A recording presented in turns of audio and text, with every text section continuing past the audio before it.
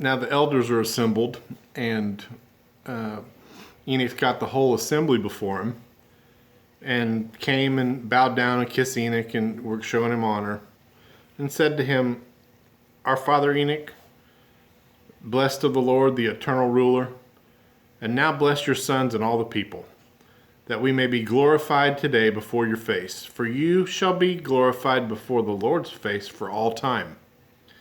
Since the Lord," imagine these busybodies that are undermining the testimony of Enoch when he was taken to the left hand of the power and told to sit down next to Gabriel, and they're sitting here on earth below in their climate-controlled environment, assaulting the validity of Enoch's testimony. What a fool.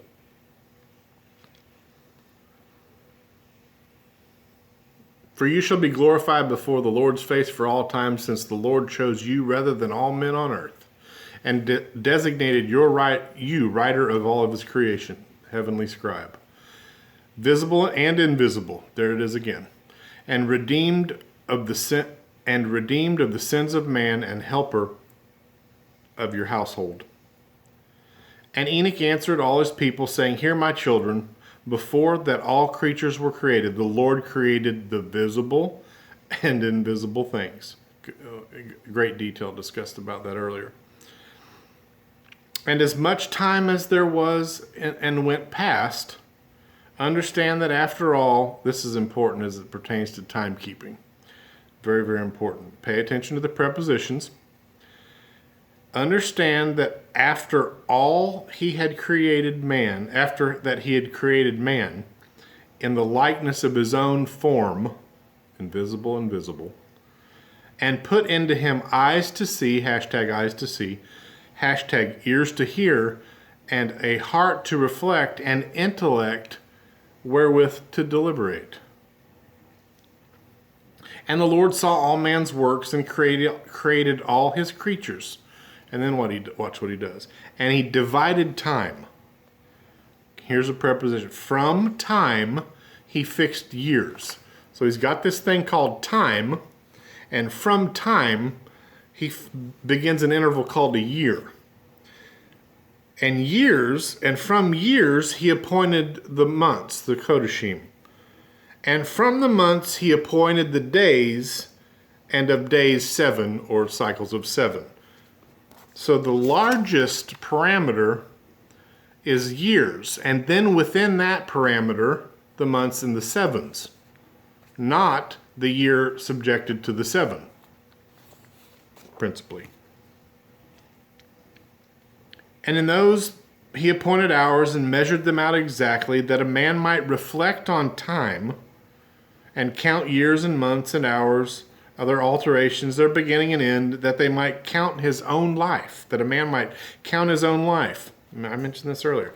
"From the beginning until death, and reflect on his sin, and write his work, bad and good, because no work is hidden before the Lord, that every man might know his works, and never transgress all of the commandments, and keep my handwriting from generation to generation.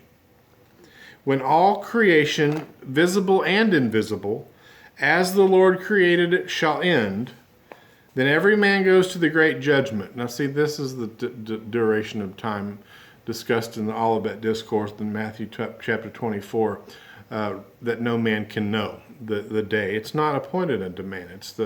You're stepping out of bounds here, nor the angels in heaven, nor the Son of Man. And that's a reference to the heaven and earth passing away, the great renewal and restoration at the end of time. "And then all time shall perish, and the years, and thenceforward there will be neither months," watch this, "nor days, nor hours. They will be adhered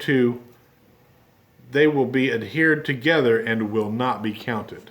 Again, one of the principal purposes of the order to teach me to number my days was so that we would consider our own nature, good and bad, and how our time here on earth is limited, and our life here is short and, of course, full of trouble.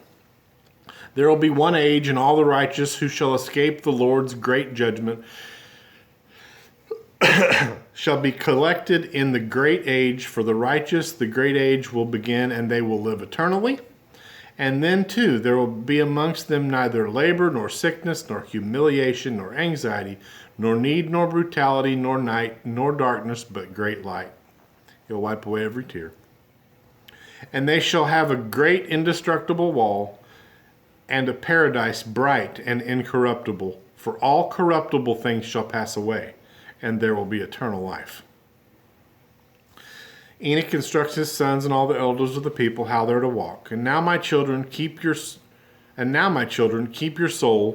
from all injustice, such as the Lord hates. Walk before his face with terror and trembling, and serve him alone. Bow down to the true God, not to dumb idols, but bow down to his similitude, and bring all just offerings before the Lord's face. The Lord hates what is unjust, for the Lord sees all things. When man takes thought in his heart, then he counsels the intellects, and every thought is always before the Lord, who made firm the earth and put all creatures on it. If you look to the heaven, the Lord is there. If you take thought of the seas deep, and the earth under, and the under earth, the Lord is there. For the Lord created all things. Bow not down to things made by man, leaving the Lord of all creation, because no work can remain hidden before the Lord's face. Walk, my children, in long-suffering, in meekness, in honesty, in provocation, in grief, in faith and in truth, in reliance upon promises, in illness and abuse, in wounds, in temptation, in nakedness, in privation, loving one another, till you go out from this age of ills, that you become inheritors of endless time. Blessed are the just, who shall escape the great judgment.